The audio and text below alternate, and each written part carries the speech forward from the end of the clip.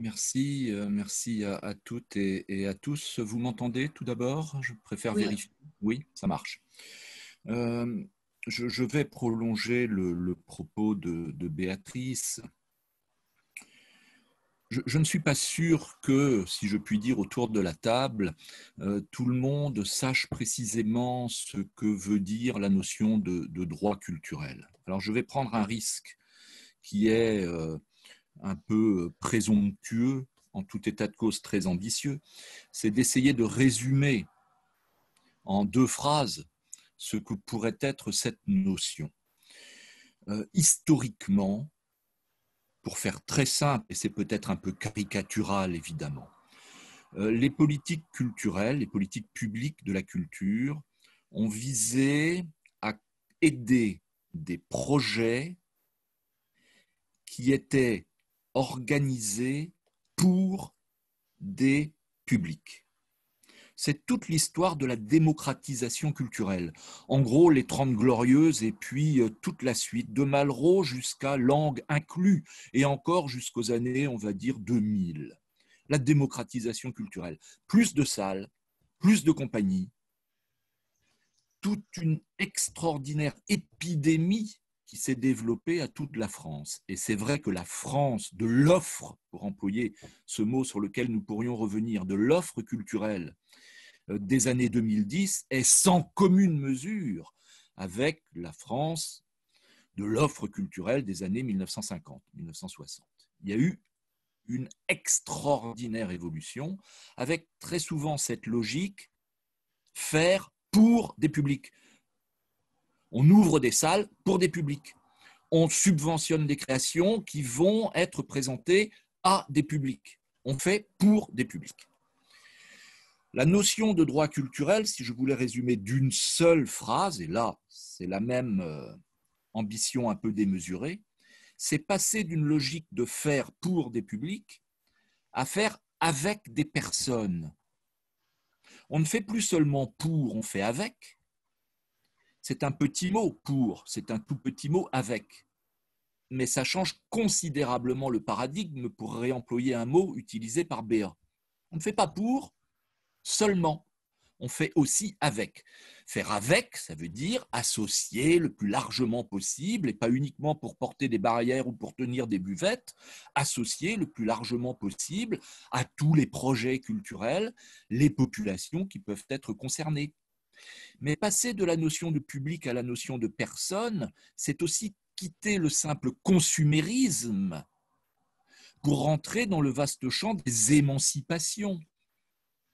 C'est-à-dire que nous, moi, je peux être un public. Et si je suis un public, ça veut dire que je paye une entrée pour aller voir un spectacle. Mais je suis aussi une personne. Je suis aussi une personne avec un regard, avec une culture, avec des pratiques, avec des questions, avec des doutes. Et ce qui est vrai pour moi est vrai pour tout le monde. Passer de faire pour des publics à faire avec des personnes, c'est l'extraordinaire utopie de ce que l'on appelle les droits culturels. Ça ne sera jamais atteint, on continuera à courir derrière, mais encore faut-il tenter de faire cet effort. Et pour moi, c'est absolument majeur, et c'est pourquoi j'ai voulu qu'en Bretagne, nous nous engagions dans cette direction-là. Pourquoi?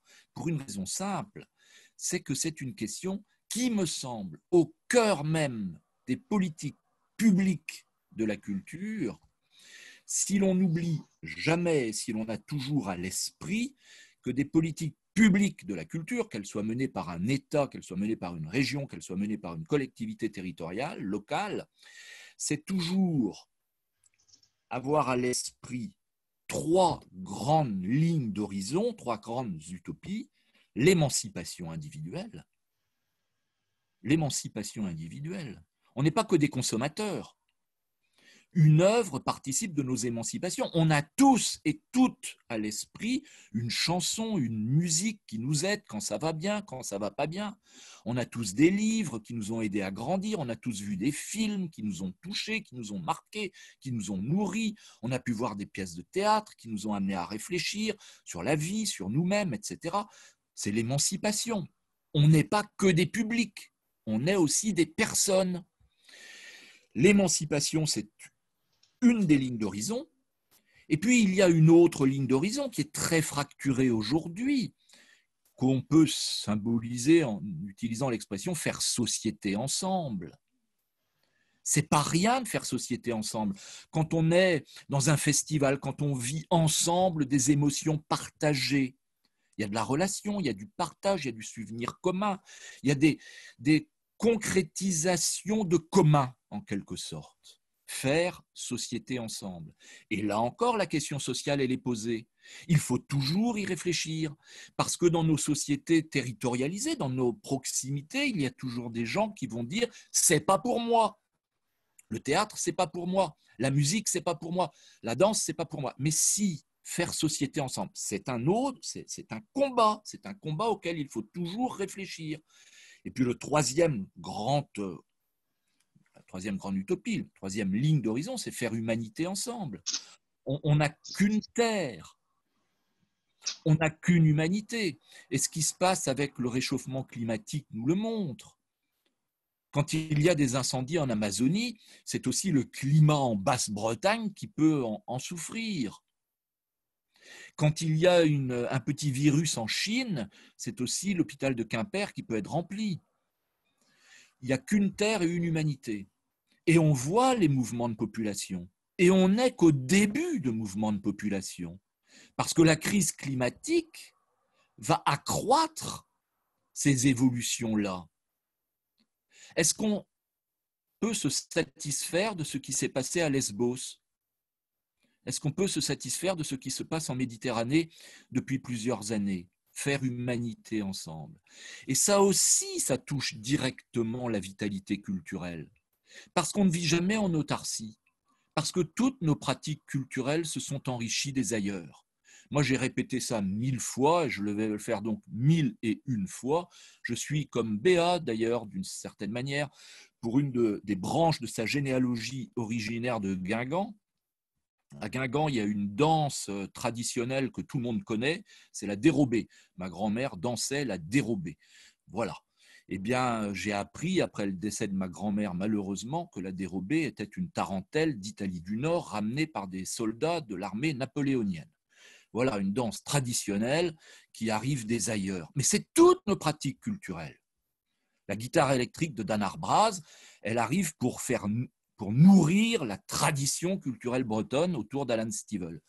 On est d'ici et d'ailleurs, on est de Bretagne et du monde. Faire humanité ensemble. La culture a à dire.